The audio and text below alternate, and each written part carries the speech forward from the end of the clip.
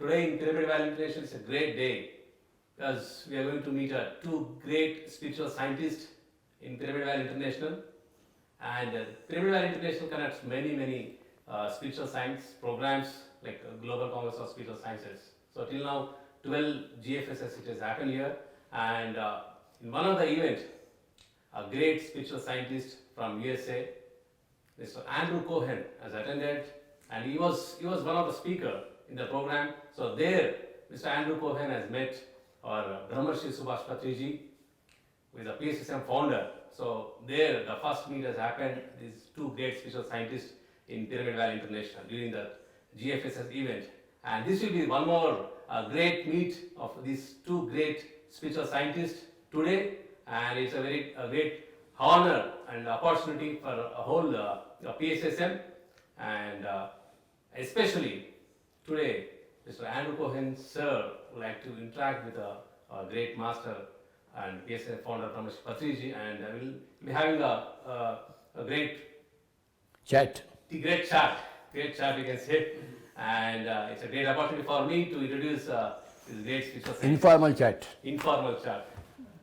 Because always Patri sir makes us so informal so that we'll be more open up, and this is a regular style of Patri sir, and this style and this whole interview will be happening now, and welcome sir, and welcome Andrew sir to Pyramid Valley International, and also for this a great informal chat. Thank you. Yes, sir.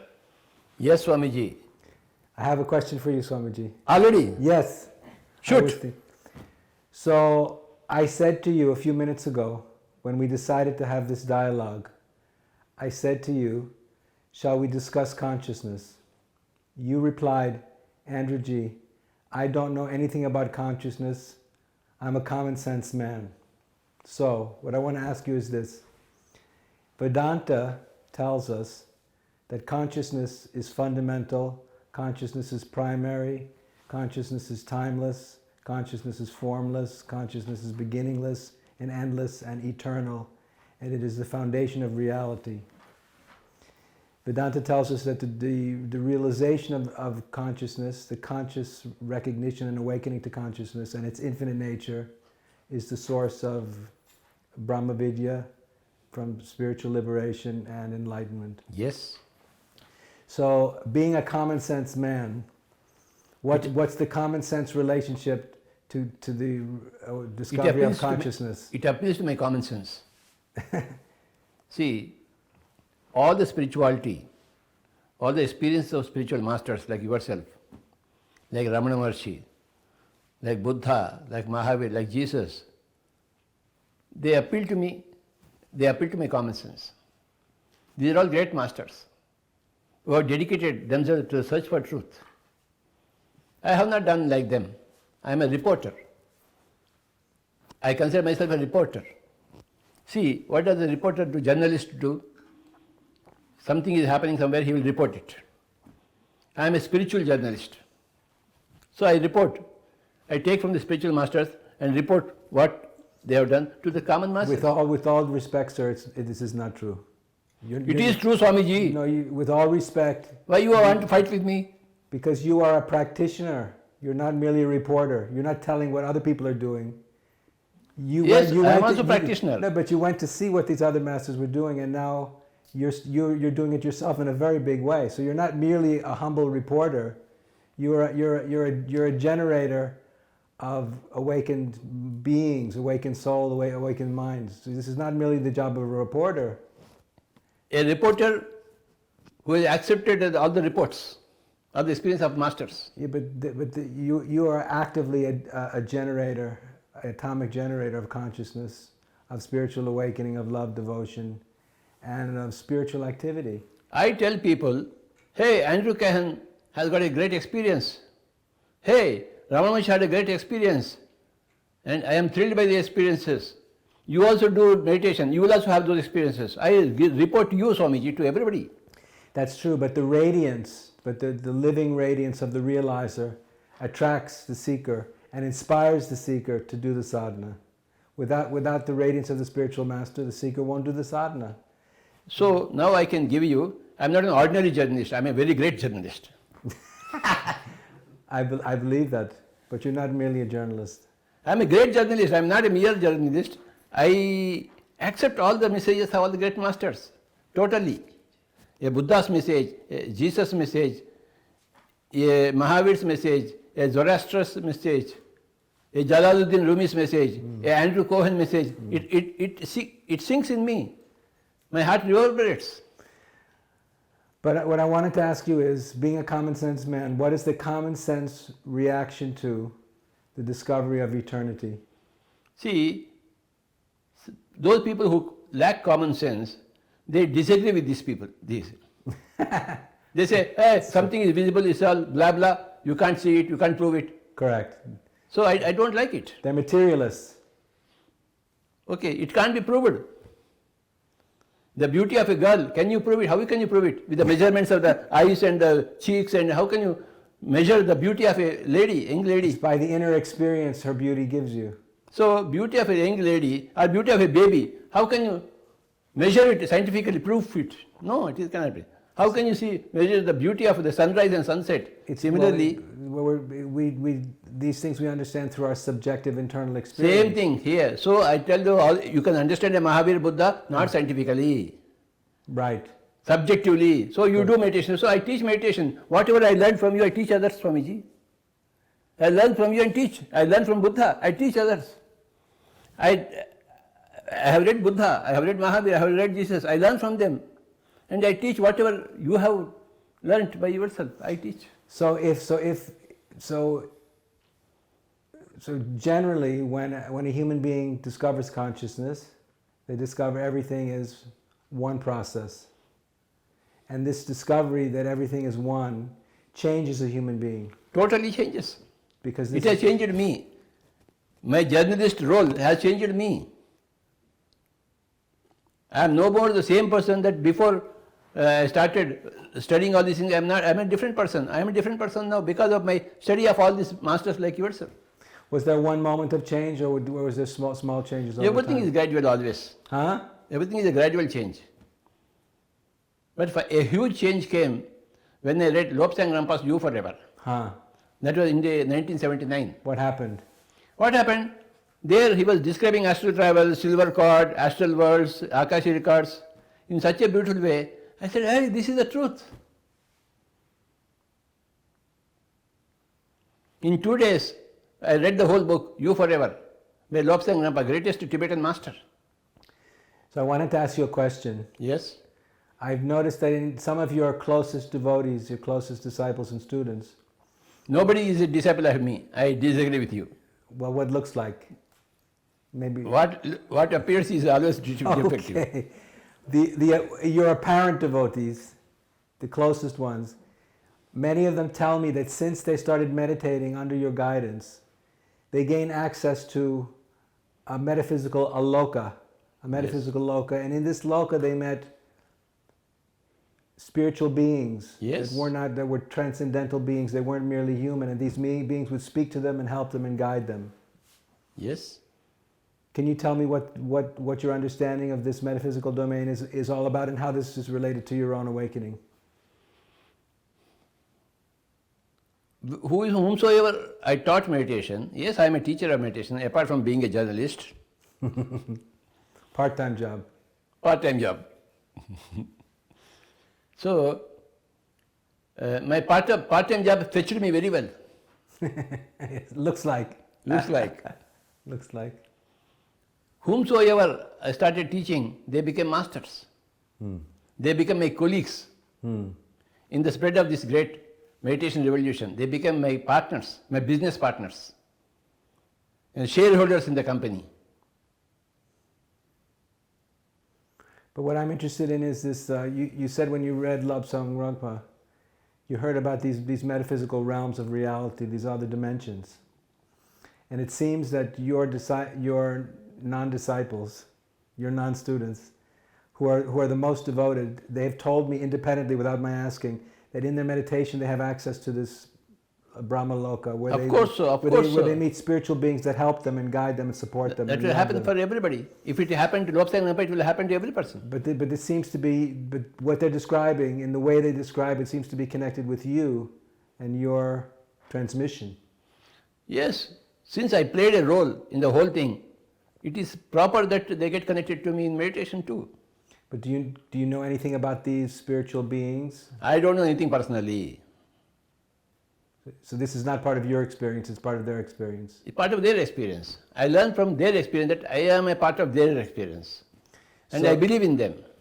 No, I know they do. Because what I wanted to ask you is, because I imagine the Buddha would say, and I imagine someone like Ramana Maharshi would say, that anything that you can see, any object that appears, any being that appears separate from consciousness itself, is an apparition, is an illusion, is on ultimately. Nothing is an illusion.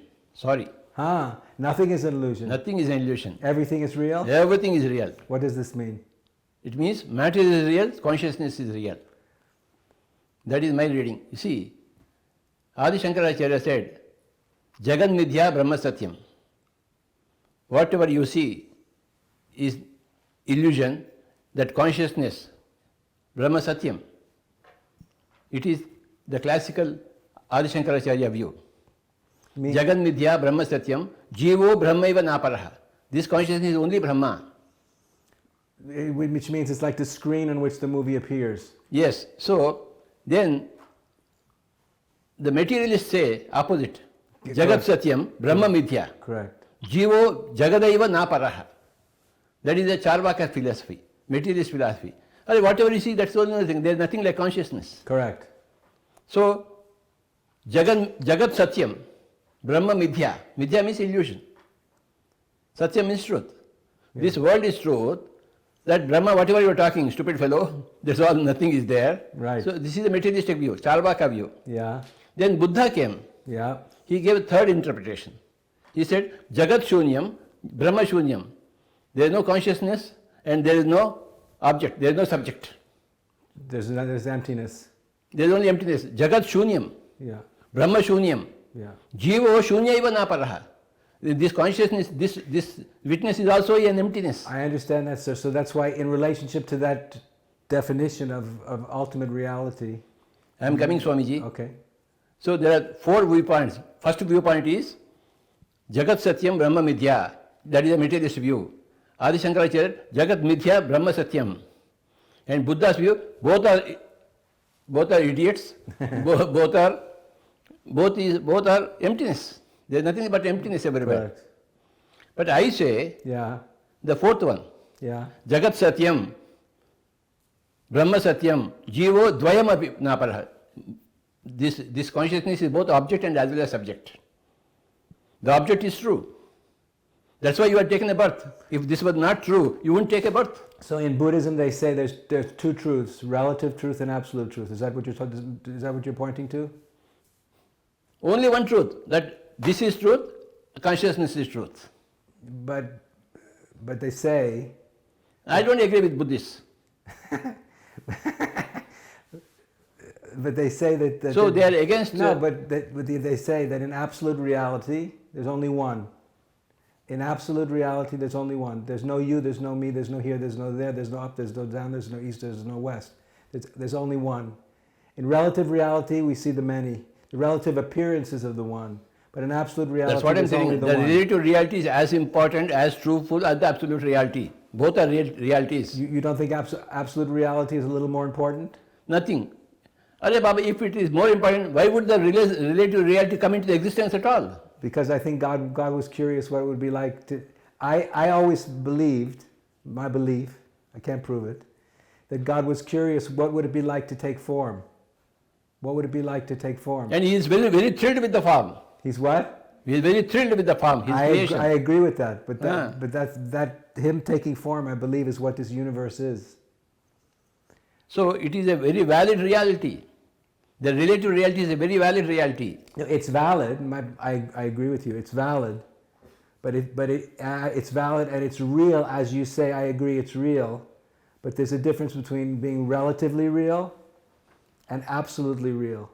Because Both are realities. Yeah, they are. But So I will say, Jagat Satyam, Brahma Satyam. Both are truth. No. When you say relative reality and absolute reality, admits they're both real, but it says that the highest reality, absolute reality, is a deeper understanding of truth, that there's only one. See, or none. You will be able to better live in the relative reality when you understand that universal reality Correct, also. correct, absolutely. It changes everything. Understand? Changes everything. So you will be able to enjoy your relative reality. Because we know it's only relative. I like my ice cream.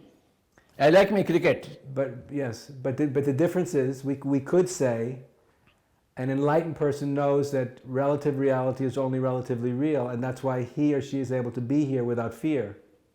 Whereas an unenlightened person doesn't know that relative reality is only relatively real. They believe it's absolutely real, so therefore they live in For fear. me, the so-called your relative reality and absolute reality are both equal and equal importance, equal greatness, equal significance. But relative reality can't give us moksha. When you don't know the absolute reality, Correct. then it gives you dukkha. That's my but point. when you know your absolute reality, this That's gives my you point. more. This gives added importance. I agree completely with that. It means that all is God. All is God. The body is God. The liver is God. The heart is God. Yes. So now begin to respect this heart, these lungs. Exactly. And respect sex. Huh? Huh? Yes. Sex is very good. Sure. I respect ice cream. Yes. Ice cream is too good. Everybody loves ice cream. So, The best of relative reality is ice cream and sex. see, in this lifetime, I am not given to meditation at all. I am not like Ramana Maharshi. No, to sit in meditation. No. I want to be in the so-called relative reality, which is for me absolute reality. It's the expression of absolute reality, no? Yes, it's a great, wonderful expression of absolute reality. Right. And when we awaken to absolute reality, we want to make relative reality as beautiful as we can, no? Yes, that is the Inspired. that is the job of an enlightened master, Exactly. and he will do his job. Yes, he has no choice. There is no choice. It is a responsibility to develop this relative, so-called relative. It's not for me. This is absolute reality, Swamiji. In the end, everything is absolute reality. No? So then, But knowing it and not knowing it is a big difference. it makes a difference. See, when there is a car, when you don't know how to drive, it doesn't make any sense for you. But when there is a car, when you know how to drive, it makes all the sense for you. Correct. So I have found that all enlightened masters have a vision when they awaken to absolute reality, when they see the purity and the perfection and the glory and the wonder of absolute reality. They want to help the world to become an expression of that absolute reality. That is for certain. It's a vision of utopia, the land of Shambhala. That's what we have created here in Pyramid Valley. Exactly. It's a piece of Shambhala here in Bangalore city. Exactly. Because once we've seen that truth, there's nothing else to do, no? You can't but create Shambhalas everywhere. That becomes the unique aspiration of the enlightened individual, no? Yes, Swamiji.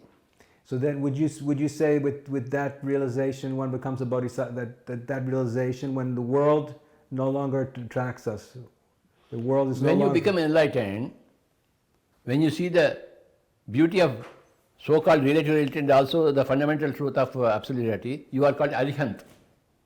You become enlightened. That is the Buddhist term. Yes, You become enlightened. Means there is no more sadness in you. yes, There is no more confusion in you. yes, There is no more doubt in you. that's right. You become Arahant.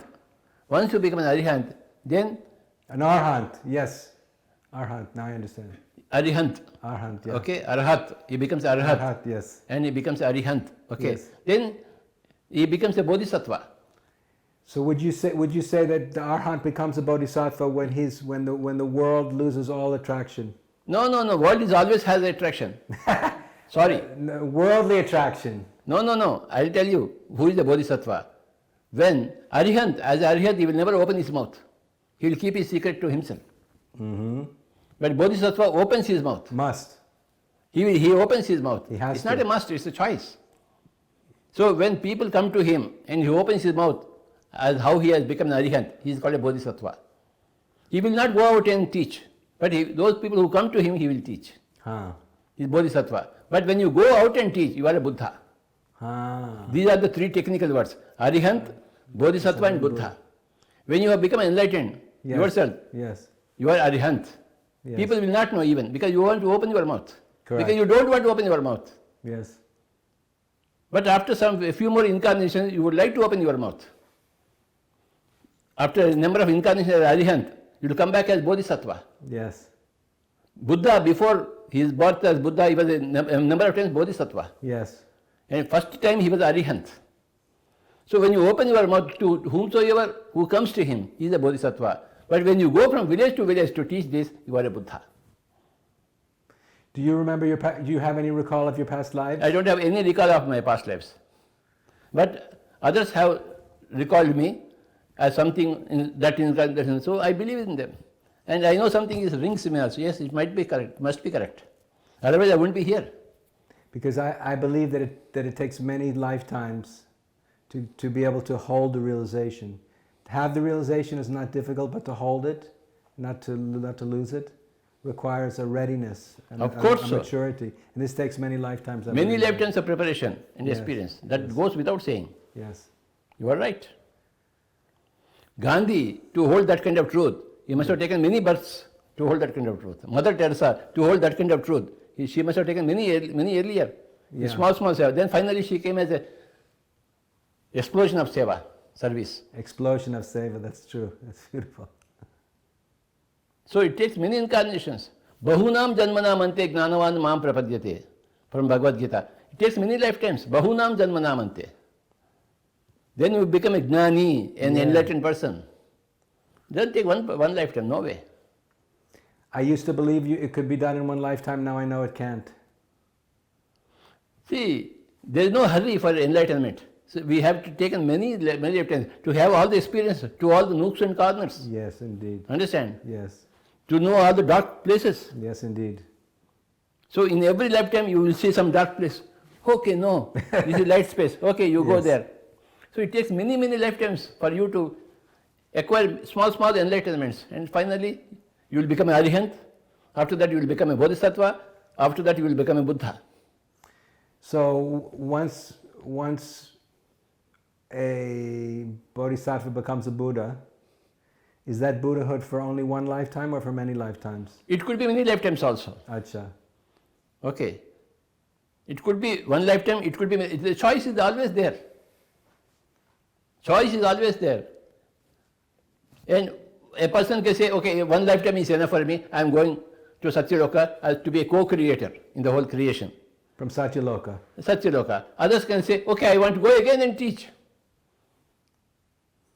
I imagine that coming back to earth and teaching would be more of a challenge than co-creating in Satyaloka. It is individual thinking. But in Satyaloka, my life must be very easy, no? Nothing is easy, Baba. Every loka is a challenge. Even in Satyaloka? Everywhere it's a challenge. Because in Satyaloka, there's nobody to worry about, no? But you have to take care of others. True. Like a mother takes care of her children, babies. Yes. How much trouble the mother has to take? All trouble. Now in Satyaloka you become a mother of the whole universe. All these people's headaches you have to bear. Yeah. What about? It is not an easy job, Baba. And I think the most difficult thing for the Bodhisattva or the Buddha, whether on earth or in Satyaloka, is to capture the people's attention, because people aren't looking. Work is there everywhere. Challenges are there everywhere. This is new for me. Yes, of That in course. Satyaloka there's work to be done. There is great. Don't go there, Satyaloka. You will be caught in the work. No, I'm having enough trouble in earth loka. There is no trouble in Satyaloka, but there is a lot of work is there. Yeah, is that work a burden or It is the work of love, or joy? Okay. work of joy. There is no trouble. There is no trouble. Sorry, Swamiji. Even here there is no trouble for an enlightened master. Socrates was given poison. Okay, take it. Like ice cream. If there were trouble, he wouldn't take it. So do you feel that the the consciousness of the Buddha of a Buddha is eternal, or does it realize extinction at some point? The moment you become Arahant, you have achieved all enlightenment. But does the consciousness of the Buddha, the highest level? No, Arahant itself is the highest level. Arahant's the highest level. Yes, that's why you are called Arahant. Okay, so does the consciousness Then becomes a teacher. Understood. So, but does the consciousness of the Arahant, does it survive? Does it persist for many lifetimes? It is eternal. Oh, so the consciousness of the Arahant is eternal. Yes. So in eternal in form or beyond form? Whether you are in form or out of form, it is eternal, Baba. It doesn't make any difference for you. There's no difference between being in form and beyond form? No way, no difference. From the point of view of liberated consciousness, no difference, but There is no difference. there has to be a difference. There is no difference. That is enlightenment, that is Arahanthood. Whether you are in the body or out of body, Arahant is the same. Body is like a cloth. Yes. Do you want me to remove my cloth? As you Nothing wish. happens to me. Whether I am clothed or unclothed, I am naked, I am the same. When Ramana Maharshi was dying, his disciples said, "Master, please don't leave us." He said, "Where could I go?" See, Same point. the disabled don't know anything. The what?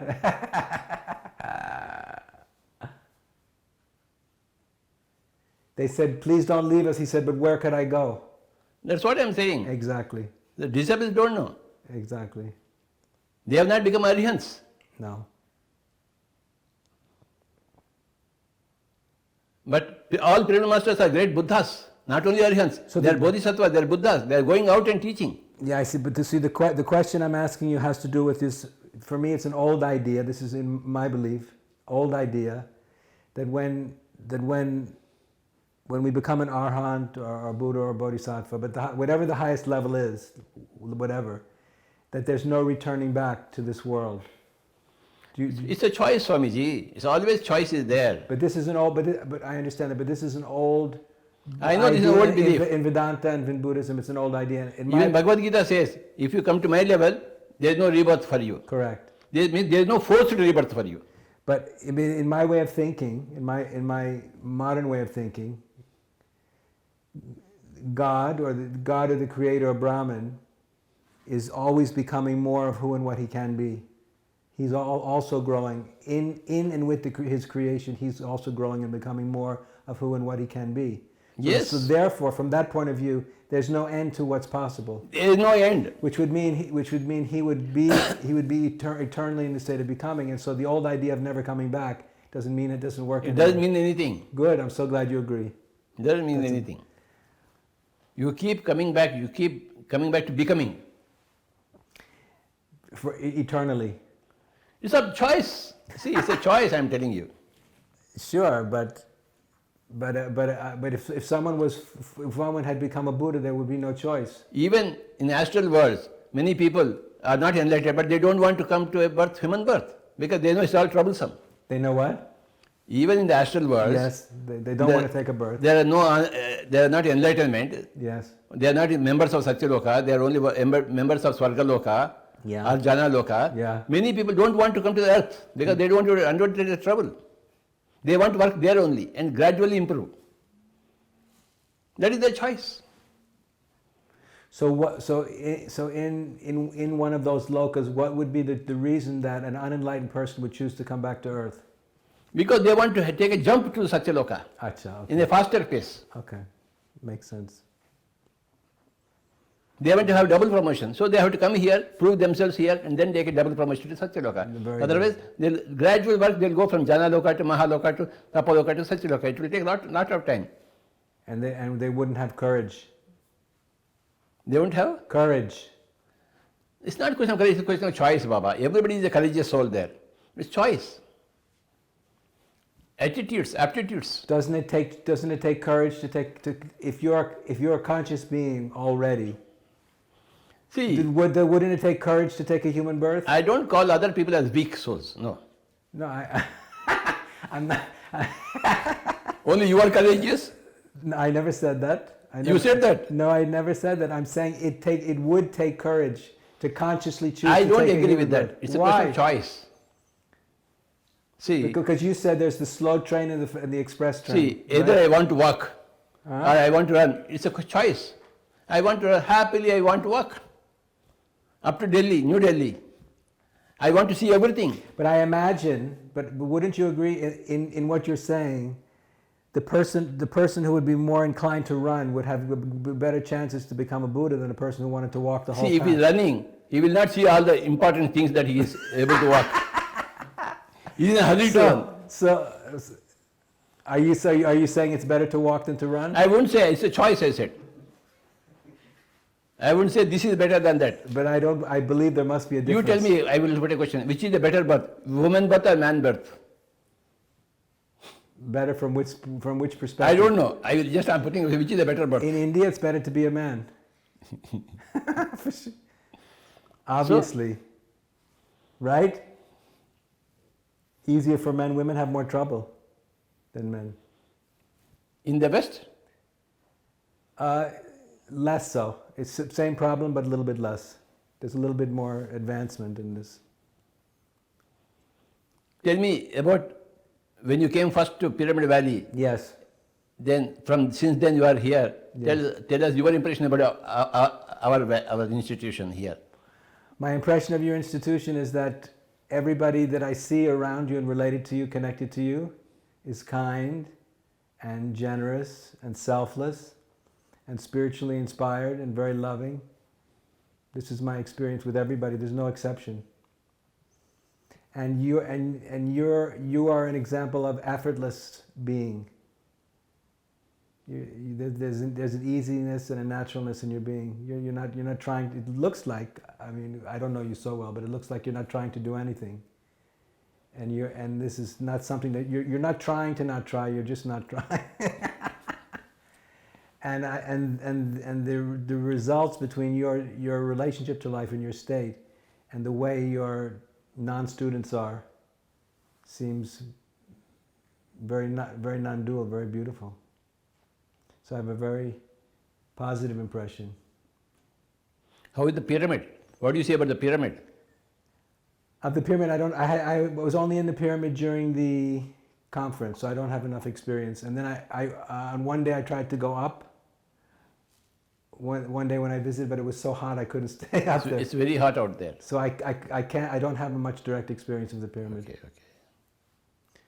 But I have experience of the people, and that's very convincing to me. So I think just to get back to what we were speaking about, so you're Yes. saying if you're running, do you really mean to say that there's no difference between running and walking?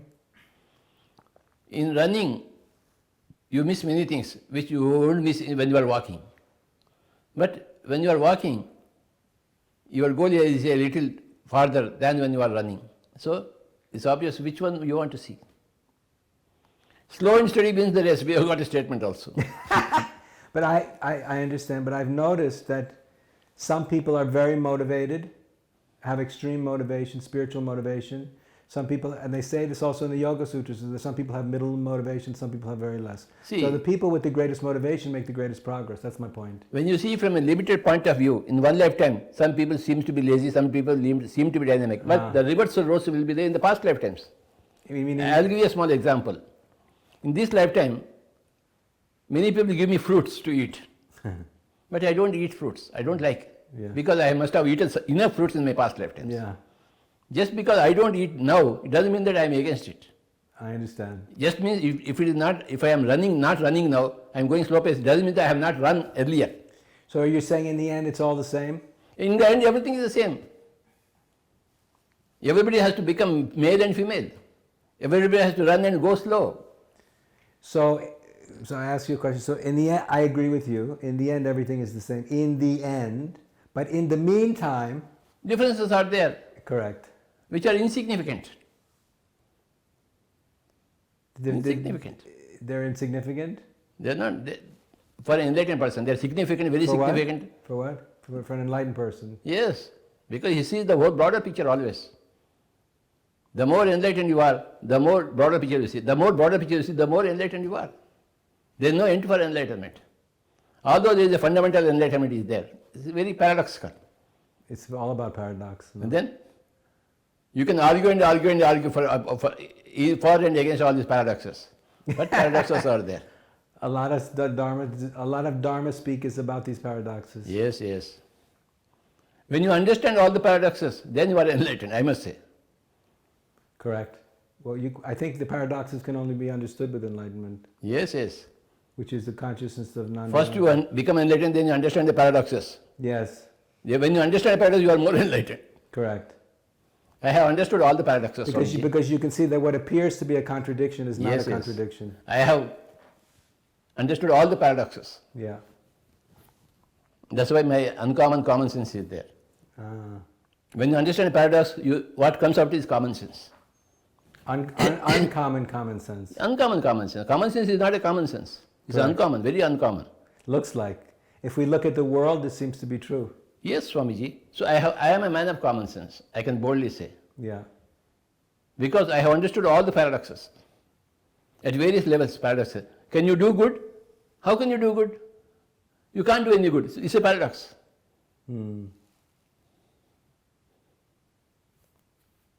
Is there death? No, there is no death. Is there no death? There is death. It's a paradox. Are you a god? Yes, you are a god. Can you be a god? I can't be a god. It's a paradox. When I hear this, I always hear the relative absolute distinction in these. Same thing. Yes, so which is better? It's a paradox. This is better than that. That is better than this. Both combined are better than both isolated. True. True. Swamiji, it's all paradoxical. Indeed, indeed, indeed. And I have understood all the paradoxes. That's why everybody is happy with me. From this side and from that side also. About 2 months ago, we were on the Zoom channel of Pyramid Valley, and I was speaking about being and becoming. I said they're both expressions of Brahman. Of course, sir. And then you listened and you said to me, yes, Andrew, it's a paradox. I said, yes. Yes, yes. But not everybody understands this. How can anybody understand, Baba? Can you understand music? Classical music of M.S. Subbulakshmi? You can't understand. You can't understand German. How can you understand everything? That doesn't go against you. Whatever you understand, that goes for you. But whatever you don't understand, that doesn't go against you. It can. It doesn't go against you, sorry. In life, sometimes if you don't understand things, you can take the wrong road. No. When you think for one lifetime, it can go, but several lifetimes are there. Acha. Well, in the long run, it's all going to work Always in the long run. I play one chess game, I lose it, but immediately say, come on, one more chess game, then I will win. So when you think about karma, do you think about human karma, planetary karma, cosmic karma on these levels? I am not bothered about planetary karma, that is beyond my No, but for example, you're saying that in the short term, from a short-term perspective, certain things seem more important than others. But you're saying in the long run, everything will work out. Yeah, but in the short term, some things are more important than others. Exactly. So, for example, now the big problem is the environment is a huge problem. The global warming. And do you feel this is going to work itself out? I don't care. Because you don't care, because why? Because planetary karma is not in my hands. It is in the hands of all the multitude of human beings. Yes. But individual karma is in your own hand. Sorry? So individual karma is in your own hand. Correct. So I consider upon individual karma. Planetary karma, the planet will take care. I don't take care. What about we? What about we? So don't you think we have, on my personal level, my karma is my own? That's all. But you take care of that. You are a part of we. But at a certain level, isn't there a certain level of reality of life where we begin to share, at a certain point we begin to share the burden of a larger dimension of karma? As a member of the group, whatever happens to every other member of the group, it will happen to you also. If there is a big earthquake, you will also die. So what? So what? Well, anyway, you will die. Well, the so what is, for example, Swamiji, I see on television now, they're showing the fires in Australia and in California. Yes. And then they showed a picture of a little bear surrounded by fire, like being terrified, and my heart was breaking. For this, You can't help your heart breaking because your heart is made of breakable material. But for this was unbearably painful to see this poor animal trapped in the abuses of my species, no? You can't help it. Apparently we can, but we should and we could. Apparently we can, but we should and we could, no? You can't change others' realities. But, for example... You can't dictate others' choices. No, but sir, but you admire Mahatma Gandhi, and Mahatma Gandhi saw what was wrong in humanity, and he wanted to purify this. He wanted human beings to come together as one. And somebody killed Mahatma Gandhi also. Therefore what? No, I'm saying therefore, Mahatma Gandhi wanted the Muslims and Hindus. I don't want to be killed. What? I don't want to be a martyr. I want to live and help the whole world. Yeah, and exactly, because you care. I want to live and help the whole world. Because you care. By dying, I will not help the whole world. Because you care. I have to take one more birth. Maybe more. Maybe more. So I don't want to die. I don't want to be a martyr. This is my feeling also. I agree completely. I'm not ready to go. I want to live and help. Yeah. By living, I can help. Exactly. Not by dying. Not by dying. That's why life is so precious, no? Life is... I have a question for you. Yes. I think I know your answer, but I have always thought that for a soul to evolve, the soul needs to be attached to a physical body. So I always thought that after the soul leaves the body between births, its spiritual state, its evolutionary condition is frozen until it gets a new body. It is not frozen. So do you believe a soul can evolve without a body? That's what I'm saying. That's why many souls don't choose to come to the physical body. There is a gradual evolution everywhere. But let's expand the question to say, because the soul usually has a subtle body, right? Yes. The soul has a subtle body. Everywhere there are bodies out there. No, Physical body, gross body, subtle astral body, body, causal body. causal body, Yeah, exactly. supracausal body, cosmic body. Bodies are there. But the nature of the bodies are different. But would you feel that the soul can continue to evolve without the attachment to the physical body? Soul chooses for a rapid growth in certain choice cases to come to the physical body. Because it's more demanding. For various reasons. Sorry?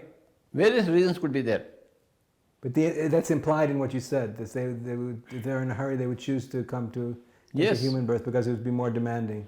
But for every one person who chooses to come here, there are 100 persons who don't choose to come here. They are disgusted with the earth planet. So are they the smart ones or the foolish ones? I don't know. In the long run, nobody is a smart fellow, nobody is a foolish fellow. Yeah, I understand. I see the whole long run, Swamiji. Excuse me? I see always the long run. Yeah, I see the whole picture. yeah. Well, those are the two perspectives. There's the absolute picture in which everything has already happened, everything's already accomplished. This is what you're saying in the big picture. Yet everything remains to be accomplished. Paradox. No, that in the relative context, everything remains to be accomplished. In the absolute context, everything's already accomplished. Those are It's a paradox, a great paradox. complete paradox. I like the concept of paradoxes. But the thing is, I think different realizers take a different position on both sides of that question. So, for example, Ramana would say, "I don't care. I'm free. I have no attachment. I have no desire." And you're saying, "I want to be here because I care." And they're both expressions of a realization, but they're the expression of a different position. See, in relationship music to is life. there. Huh? So take the case of music. Yeah. There are hundreds and thousands of ragas, melodies, patterns. Each melody pattern has its own beauty. Yes. For example, Kalyani raga is there. It is not greater than Shankarabhana raga. But the structure is different. Similarly, enlightened people, the structure is different. Yes. Like a different melody pattern. Yes, indeed. Each melody pattern is significant. Each flower is significant. Each leaf is significant. Each fruit is significant. Which is a better fruit, mango or guava? Depends on the person. Similarly, Ramana Maharshi is better or Buddha is better or Gandhi is better? Who is better? It's not like that. Depends on your particular. Everybody is good. Every fruit is good. Every flower is good. Every leaf is beautiful. Every baby is wonderful. Is unique. Every baby is wonderful. Not only unique, wonderful. Equally wonderful. Unique is different character. Wonderful is different character. Every baby is wonderful. Every baby. Have you ever seen an ugly baby? No. No. You can't see it. Have you ever seen an ugly animal? No, well, maybe.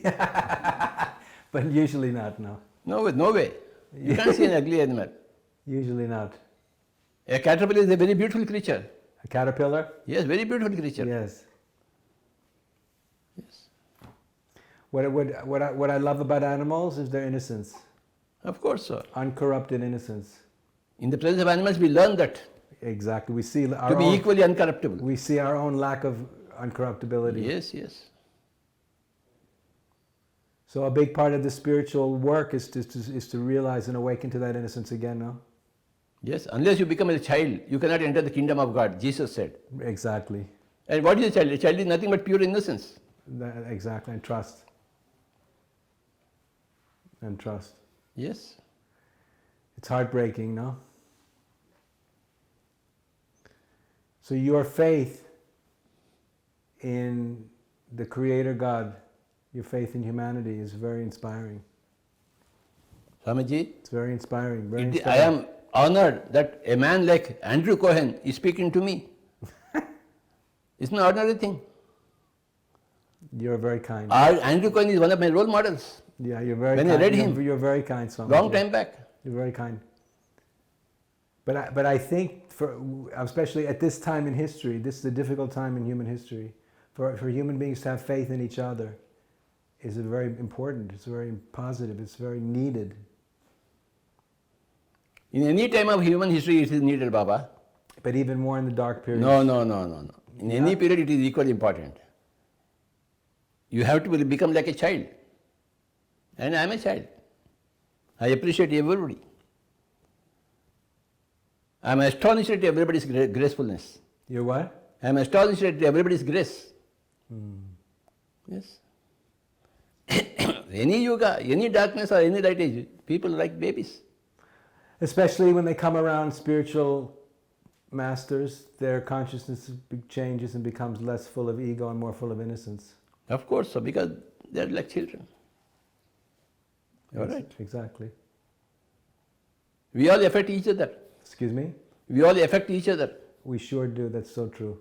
In spite of ourselves, we are affected by others. So true. Yes. That's true. That's bound to be there. That's why we have to be very mindful of what we say and what we do.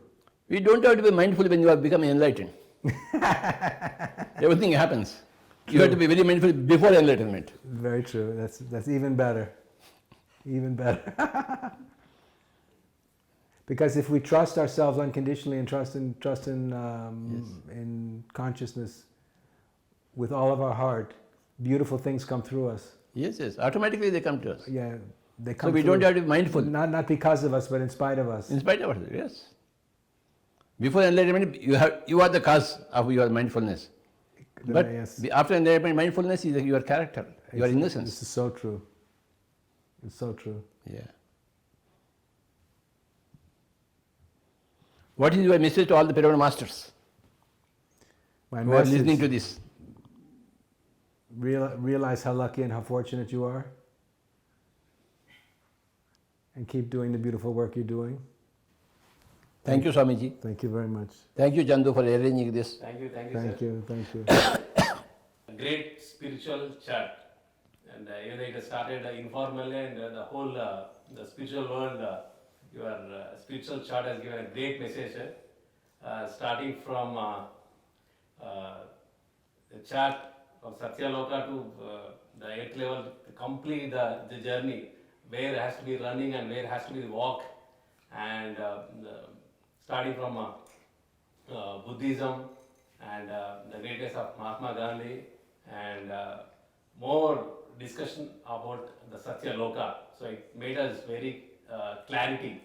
And when we come here, when we come to the earth, we run, and when we are in astral worlds, we'll walk. But we will keep learning. So the learning is eternity and eternal. So it's a great message. It has been come out from your great spiritual masters. It is a great opportunity for me to be being with this great spiritual charter. And thank you very much, sir. Thank you, and thank you so much. Thank you. It was a pleasure. It was a pleasure. Thank you, sir. Thank you, Baba. Thank you, sir. Thank you, all the masters. Thank you.